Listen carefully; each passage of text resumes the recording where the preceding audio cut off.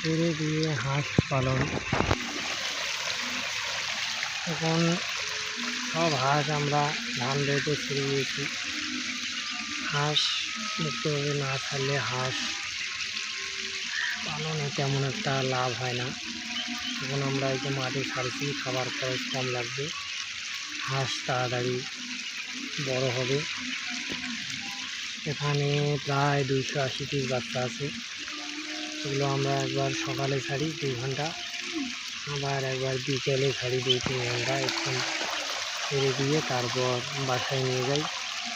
নিয়ে যাওয়ার পরে একটু করে খাবার দিই, তাতে তেমন একটা খাবার খরচ লাগে না। এগুলো আজকে প্রায় আপনার 2.5 দিন বয়স। খাকি ক্যাম্বেল, এর সাথে জিংডিং আছে, কিছু দেশিও আছে, নিচে দিয়েছিল তো এজন্য এগুলো ছাড়ছি। এই ধানের গাছের জন্য যেমন একটা দেখা যাচ্ছে না।